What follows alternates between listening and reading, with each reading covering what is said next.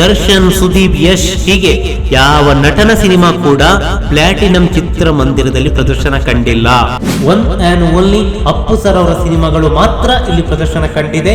ಇದಾದ ಬಳಿಕ ಅದೆಷ್ಟೋ ಕನ್ನಡ ಚಿತ್ರಗಳು, ಅದೆಷ್ಟೋ ನಮ್ಮ ಡಾಕ್ಟರ್ ರಾಜ್ಕುಮಾರ್ ಅವರ ಕನ್ನಡ ಚಿತ್ರಗಳು ಇಲ್ಲಿ ಪ್ರದರ್ಶನ ಕಂಡಿವೆ. ಹೀಗೆ ಕಾಲಘಟ್ಟದಲ್ಲಿ ಬದಲಾದಂತಹ ಚಿತ್ರಮಂದಿರ ಇದು. ಕೋಸ್ಟಲ್ ಕನ್ನಡ ವೀಕ್ಷಿಸುತ್ತಿರುವ ಎಲ್ಲ ಸ್ನೇಹಿತರಿಗೂ ನಮಸ್ಕಾರ. ಕೋಸ್ಟಲ್ ಕನ್ನಡದ ಮತ್ತೊಂದು ವಿಡಿಯೋಗೆ ಸ್ವಾಗತ. ಇವತ್ತಿನ ವಿಡಿಯೋದಲ್ಲಿ ನಾವು ನಿಮಗೆ ಪ್ಲಾಟಿನಂ ಚಿತ್ರಮಂದಿರದ ಬಗ್ಗೆ ಒಂದಿಷ್ಟು ಅಪ್ಡೇಟ್ಸ್ಗಳನ್ನು ನೀಡ್ತಾ ಇದ್ದೀವಿ. ಇತ್ತೀಚೆಗೆ ನಾವು ಒಂದು ವೋಟಿಂಗ್ ಪೋಲ್ ಅನ್ನು ಮಾಡಿದ್ವಿ. ಆ ವೋಟಿಂಗ್ ಪೋಲ್ನಲ್ಲಿ ಅವಿಭಜಿತ ದಕ್ಷಿಣ ಕನ್ನಡ ಜಿಲ್ಲೆಯ ಯಾವ ಚಿತ್ರಮಂದಿರದ ಮಾಹಿತಿ ನಿಮಗೆ ಬೇಕು ಅಂತ. ಇದರಲ್ಲಿ ಮಂಗಳೂರಿನ ಪ್ಲಾಟಿನಂ, ಪುತ್ತೂರಿನ ಮಯೂರ ಮತ್ತು ನವರಂಗ, ಉಜಿರೆಯ ಸಂಧ್ಯಾ ಹಾಗೆ BC ರೋಡಿನ ನಕ್ಷತ್ರ ಮಲ್ಟಿಪ್ಲೆಕ್ಸ್, ಒಟ್ಟು 5 ಚಿತ್ರಮಂದಿರಗಳಲ್ಲಿ ನಿಮಗೆ ಯಾವ ಚಿತ್ರಮಂದಿರದ ಮಾಹಿತಿ ಬೇಕು ಅಂತ ನಾವು ಕೇಳಿದ್ವಿ. ಇದಕ್ಕೆ 64% ಮಂದಿ ಮಂಗಳೂರಿನ ಪ್ಲಾಟಿನಂ ಚಿತ್ರಮಂದಿರದ ಮಾಹಿತಿ ಬೇಕು ಅಂತ ಕೇಳಿದ್ದಾರೆ. ಹೀಗಾಗಿ ನಾವು ಈ ವಿಡಿಯೋದಲ್ಲಿ ಮಂಗಳೂರಿನ ಪ್ಲಾಟಿನಂ ಚಿತ್ರಮಂದಿರದ ಬಗ್ಗೆ ಒಂದಿಷ್ಟು ಮಾಹಿತಿಗಳನ್ನು ಹಂಚ್ಕೋತಾ ಇದ್ದೀವಿ. ಅದು ಡಿಸೆಂಬರ್ 31 ಅಂದು ಪ್ಲಾಟಿನಂ ಚಿತ್ರಮಂದಿರ ಕೊನೆಯುಸಿರೆಳೆಯುತ್ತೆ. ವಿಶಾಲ್ ಅಭಿನಯದ ಕತ್ತಿ ಸಂಡೆ ಚಿತ್ರದ ಮೂಲಕ ತನ್ನ 42 ವರ್ಷದ ಸುದೀರ್ಘ ಚಿತ್ರರಂಗದ ಪಯಣಕ್ಕೆ ಬ್ರೇಕ್ ಆಗುತ್ತೆ. ಈ ಸಂದರ್ಭದಲ್ಲಿ ಪ್ಲಾಟಿನಂ ಚಿತ್ರಮಂದಿರ ಅಂತ ಹೆಸರು ಕೇಳಿದ ಕೂಡಲೇ ಈ ಕರಾವಳಿಗರಿಗೆ ಮೊದಲಿಗೆ ಬರೋದೇ ಮಲಯಾಳಂ ಸಿನಿಮಾ ಅಂತ. 2000 ಇಸವಿಯತ್ತ ನಾವು ಹೋಗಿ ಕೇಳೋದಾದರೆ ಎಲ್ಲರೂ ಕೂಡ ಹೇಳ್ತಿದ್ದಿದ್ದು ಪ್ಲಾಟಿನಂ ಅಂತ ಹೇಳಿದ್ರೆ ಮಲಯಾಳ ಚಿತ್ರಮಂದಿರ ಅಂತ. ಇನ್ನು 2005 2006 ಸಂದರ್ಭಕ್ಕೆ ನಾವು ಬಂದರೆ ಅವಾಗ ಹೇಳ್ತಿದ್ದಿದ್ದು ಇದು ತಮಿಳು ಚಿತ್ರಮಂದಿರ ಅಂತ. ಇನ್ನು 2010 2012 ಕಾಲಘಟ್ಟಕ್ಕೆ ಬಂದರೆ ಅದು ಒಂದು ಪರಭಾಷಾ ಸೆಂಟರ್. ಹೀಗೆ ಕಾಲಘಟ್ಟದಲ್ಲಿ ಬದಲಾದಂತಹ ಚಿತ್ರಮಂದಿರ ಇದು. ಹಾಗಂತ ಇಲ್ಲಿ ಕನ್ನಡ ಚಿತ್ರಗಳನ್ನು ಪ್ರದರ್ಶನ ಮಾಡಲಾಗ್ತಿತ್ತಾ ಅಂತ ಕೇಳಿದರೆ ಎಲ್ಲರಿಂದಲೂ ಬರುವಂತಹ ಉತ್ತರ ಇಲ್ಲ. ಇದು ಪಕ್ಕಾ ಪರಭಾಷಾ ಸೆಂಟರ್, ಇಲ್ಲಿ ಯಾವುದೇ ಕನ್ನಡ ಚಿತ್ರಗಳು ಪ್ರದರ್ಶನವಾಗಲ್ಲ ಅಂತ. ಆದರೆ ಇದೊಂದು ಪಕ್ಕಾ ಕನ್ನಡ ಸೆಂಟರ್ ಆಗಿತ್ತು ಅನ್ನೋ ವಿಚಾರ ಯಾರಿಗಾದ್ರೂ ಗೊತ್ತಿದೆಯಾ? ಮಂಗಳೂರಿನಲ್ಲಿ ಸುಚಿತ್ರ ಚಿತ್ರಮಂದಿರ ಲೋಕಾರ್ಪಣೆಯಾಗುವವರೆಗೂ ಒಟ್ಟು ಮಂಗಳೂರಿನಲ್ಲಿ ಲೋಕಾರ್ಪಣೆಯಾದಂಥ ಚಿತ್ರಮಂದಿರ ಬರೋಬ್ಬರಿ 9. ಪ್ಲಾಟಿನಂ ಮಂಗಳೂರಿನಲ್ಲಿ ನಿರ್ಮಾಣಗೊಂಡ 9ನೇ ಚಿತ್ರಮಂದಿರ. ಆ 8 ಚಿತ್ರಮಂದಿರ ಲೋಕಾರ್ಪಣೆಯಾಗುವವರೆಗೂ ಯಾವುದೇ ಚಿತ್ರಮಂದಿರದಲ್ಲಿ ಮೊದಲ ಪ್ರದರ್ಶನ ಯಾವುದೇ ಕನ್ನಡ ಚಿತ್ರಗಳನ್ನು ಪ್ರದರ್ಶನ ಮಾಡಿಲ್ಲ.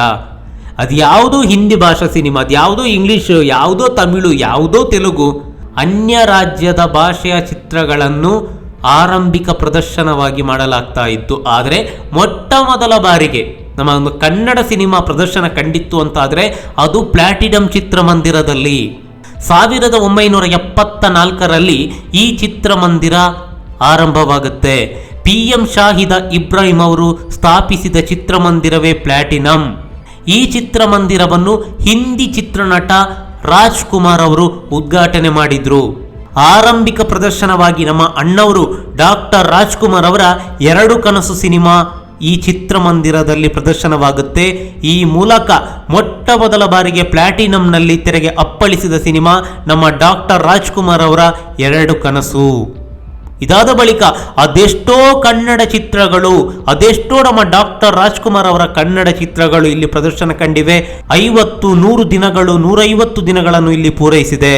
ಭರ್ಜರಿಯಾದಂಥ ಪ್ರದರ್ಶನಗಳನ್ನು ಅಣ್ಣವರ ಚಿತ್ರಗಳು ಇಲ್ಲಿ ಕಂಡಿವೆ. ನೀವು ಪೋಸ್ಟರ್ಗಳಲ್ಲಿ ಒಂದಿಷ್ಟು ಹಳೆಯ ಪೋಸ್ಟರ್ಗಳನ್ನು ತೆರೆದು ನೋಡಿದರೆ ಅಲ್ಲಿ 150 ದಿನ, 100 ದಿನಗಳ ಪೋಸ್ಟರ್ನಲ್ಲಿ ನಮ್ಮ ಪ್ಲಾಟಿನಂ ಚಿತ್ರಮಂದಿರದ ಹೆಸರು ಕೂಡ ಕಾಣಿಸುತ್ತೆ.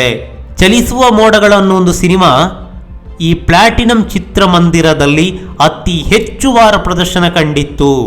ಇತ್ತೀಚಿನ ದಿನಗಳಲ್ಲಿ ನಾವು ನೋಡಿದರೆ ಯಾವೊಬ್ಬ ಸ್ಟಾರ್ ನಟನ ಸಿನಿಮಾ ಕೂಡ ಪ್ಲಾಟಿನಂ ಅಲ್ಲಿ ತೆರೆ ಕಂಡಿಲ್ಲ. ದರ್ಶನ್, ಸುದೀಪ್, ಯಶ್ ಹೀಗೆ ಯಾವ ನಟನ ಸಿನಿಮಾ ಕೂಡ ಪ್ಲಾಟಿನಂ ಚಿತ್ರಮಂದಿರದಲ್ಲಿ ಪ್ರದರ್ಶನ ಕಂಡಿಲ್ಲ. ಆದರೆ ಪುನೀತ್ ರಾಜ್ಕುಮಾರ್ ಅವರ ಸಿನಿಮಾ ಪ್ರದರ್ಶನ ಕಂಡಿದೆ. ಆ ಸಿನಿಮಾ ಯಾವುದು ಅಂತ ಕೇಳಿದರೆ ಭಾಗ್ಯವಂತ. ಪುನೀತ್ ರಾಜ್ಕುಮಾರ್ ಅವರು ಬಾಲನಟನಾಗಿ ಅಭಿನಯಿಸಿದ ಭಾಗ್ಯವಂತ ಈ ಮೂಲಕ ಪ್ರಸ್ತುತ ನಟರ ಸಿನಿಮಾ ಒಂದು ಪ್ಲಾಟಿನಂನಲ್ಲಿ ಪ್ರದರ್ಶನ ಕಂಡಿದಂತಾದರೆ ಅದು one and only Puneeth Rajkumar ಅವರ ಸಿನಿಮಾ, ಅದು ಭಾಗ್ಯವಂತ. ಅಷ್ಟೇ ಅಲ್ಲದೆ ಅಪ್ಪು ಸರ್ ಅವರ ಇನ್ನೊಂದು ಸಿನಿಮಾ ಕೂಡ ಇಲ್ಲಿ ಪ್ರದರ್ಶನ ಕಂಡಿದೆ, ಅದು 2 ನಕ್ಷತ್ರ. ಡಾಕ್ಟರ್ ರಾಜ್ಕುಮಾರ್ ಹಾಗೆ ನಮ್ಮ ಅಪ್ಪು ಸರ್ ಅಭಿನಯದ 2 ನಕ್ಷತ್ರ ಸಿನಿಮಾ ಇದೇ ಪ್ಲಾಟಿನಂನಲ್ಲಿ 6 ವಾರಗಳ ಭರ್ಜರಿ ಪ್ರದರ್ಶನವನ್ನು ಕಂಡಿತ್ತು. ಚಲಿಸುವ ಮೋಡಗಳು ಸಿನಿಮಾ ಇಲ್ಲಿ 100 ದಿನವನ್ನು ಪ್ರದರ್ಶನ ಕಂಡ್ರೆ ಹೊಸ ಬೆಳಕು 70 ದಿನವನ್ನು ಇಲ್ಲಿ ಪ್ರದರ್ಶನ ಕಂಡಿದೆ. ಉಳಿದಂತೆ ಅಣ್ಣವರ ಅದೆಷ್ಟೋ ಚಿತ್ರಗಳು, ಅದೇ ಕಣ್ಣು ಆಗಿರ್ಬೋದು, ಕೆರಳಿದ ಸಿಂಹ, ಹಾಗೆ ಪುನೀತ್ ರಾಜ್ಕುಮಾರ್ ಮತ್ತು ಡಾಕ್ಟರ್ ರಾಜ್ಕುಮಾರ್ ಅಭಿನಯದ ಯಾರಿವನು, ಹೀಗೆ ಅದೆಷ್ಟೋ ಡಾಕ್ಟರ್ ರಾಜ್ಕುಮಾರ್ ಅವರ ಚಿತ್ರಗಳು ಇದೇ ಪ್ಲಾಟಿನಂ ಚಿತ್ರಮಂದಿರದಲ್ಲಿ ಪ್ರದರ್ಶನ ಕಂಡಿದೆ. ಇನ್ನು ಈ ಚಿತ್ರಮಂದಿರದ ಗುಣಮಟ್ಟದ ಬಗ್ಗೆ ನಾವು ಹೇಳೋದಾದರೆ, ಈ ಚಿತ್ರಮಂದಿರ ಅತ್ಯುತ್ತಮವಾಗಿ ನಿರ್ವಹಣೆ ಆಗ್ತಾ ಇತ್ತು. 780 ಆಸನಗಳುಳ್ಳಂತಹ ಈ ಚಿತ್ರಮಂದಿರ ಅದಾದ ಬಳಿಕ ಕಾಲಕ್ರಮೇಣ ಇದು ಪರಭಾಷಾ ಸೆಂಟರ್ ಆಗಿ ಪರಿವರ್ತನೆಯಾಯಿತು. ಒಂದು ಕಾಲದಲ್ಲಿ ಪಕ್ಕ ಕನ್ನಡ ಸೆಂಟರ್ ಆಗಿದ್ದಂತಹ, ಕನ್ನಡ ಭಾಷೆಗೆ ಅತಿ ಹೆಚ್ಚು ಪ್ರಾಶಸ್ತ್ಯವನ್ನು ಕೊಡ್ತಿದ್ದಂತಹ ಚಿತ್ರಮಂದಿರ ಒಂದಿಷ್ಟು ವರ್ಷಗಳಲ್ಲಿ ಪಕ್ಕ ಪರಭಾಷಾ ಸೆಂಟರ್ ಆಗಿ ಬದಲಾಗುತ್ತೆ. ಕನ್ನಡ ಚಿತ್ರಗಳನ್ನೇ ಪ್ರದರ್ಶನ ಮಾಡದ ಮಟ್ಟಿಗೆ ಈ ಚಿತ್ರಮಂದಿರ ಬದಲಾಗುತ್ತೆ. 2000ದಿಂದ ಈಚೆಗೆ ನೋಡಿದ್ರೆ ಇಲ್ಲಿ ಕನ್ನಡ ಚಿತ್ರಗಳು ಪ್ರದರ್ಶನ ಆಗಲೇ ಇಲ್ಲ. ಇಲ್ಲಿ ಪ್ರಸ್ತುತ ನಟರ ಸಿನಿಮಾ, ಈ ದರ್ಶನ್, ಸುದೀಪ್, ಯಶ್, ಶಿವಣ್ಣ, ಹೀಗೆ ಪ್ರಸ್ತುತ ನಟರ ಯಾವ ಸಿನಿಮಾ ಕೂಡ ಇಲ್ಲಿ ಪ್ರದರ್ಶನ ಕಂಡಿಲ್ಲ. 2000 ಇಸವಿಯ ನಂತರ ಬಂದಂತಹ ಯಾವ ನಟನ ಸಿನಿಮಾ ಕೂಡ ಇಲ್ಲಿ ಪ್ರದರ್ಶನ ಕಂಡಿಲ್ಲ. One and only Appu sir ಅವರ ಸಿನಿಮಾಗಳು ಮಾತ್ರ ಇಲ್ಲಿ ಪ್ರದರ್ಶನ ಕಂಡಿದೆ. ಅದು ಅಪ್ಪು ಸರ್ ಅವರು ಬಾಲನಟನಾಗಿ ನಟಿಸಿದ ಸಿನಿಮಾಗಳು. ಉಳಿದಂತೆ ಈ ಚಿತ್ರಮಂದಿರದಲ್ಲಿ ತಮಿಳು, ತೆಲುಗು, ಹಿಂದಿ, ಮಲಯಾಳಂ, ಇಂಗ್ಲಿಷ್ ಚಿತ್ರಗಳು ಕೂಡ ಪ್ರದರ್ಶನವಾಗಿದೆ. ಶಿವಾಜಿ, ಎಂದಿರನ್, ಅನ್ನಿಯನ್, ಸೇತು, ಹೀಗೆ ಅನೇಕ ಚಿತ್ರಗಳು ಇಲ್ಲಿ ಪ್ರದರ್ಶನ ಕಂಡಿದೆ. ನಾವು ಕೂಡ ಈ ಚಿತ್ರಮಂದಿರದಲ್ಲಿ ಟೆಂಪರ್ ಅನ್ನೋ ಒಂದು ತೆಲುಗು ಸಿನಿಮಾವನ್ನು ವೀಕ್ಷಿಸಿದ್ವಿ. ಚಿತ್ರಮಂದಿರ ಏನೋ ಚೆನ್ನಾಗಿತ್ತು, ಆದರೆ ರಾತ್ರಿಯ ಪ್ರದರ್ಶನಕ್ಕೆ ಮಾತ್ರ ಈ ಚಿತ್ರಮಂದಿರಕ್ಕೆ ಹೋಗಬಾರ್ದು. ಯಾಕಂತ ಹೇಳಿದರೆ ಮೇಂಟೆನೆನ್ಸ್ ಸರಿಯಾಗಿರಲ್ಲ. ಅದೀಗ ಪ್ರಸ್ತುತ ಈ ಚಿತ್ರಮಂದಿರವಿಲ್ಲ. ಮಾಹಿತಿಯ ಪ್ರಕಾರ ಇದೊಂದು ಆಡಿಟೋರಿಯಂ ಆಗಿದೆಯಂತೆ. ಆದರೆ 2016 ಡಿಸೆಂಬರ್ 31ಕ್ಕೆ ಈ ಚಿತ್ರಮಂದಿರಕ್ಕೆ ಬೀಗ ಬಿತ್ತು. ಈಗಾಗಲೇ ಹೇಳಿದಂತೆ ವಿಶಾಲ್ ಅಭಿನಯದ ಕತ್ತಿ ಸಂಡೆ ಚಿತ್ರದ ಕೊನೆಯ ಪ್ರದರ್ಶನದ ಬಳಿಕ ಈ ಚಿತ್ರಮಂದಿರ ಕಣ್ಮುಚ್ಚಿತು. ಪ್ರಸ್ತುತ ಪ್ಲಾಟಿನಂ ಕೇವಲ ಇತಿಹಾಸವಷ್ಟೇ.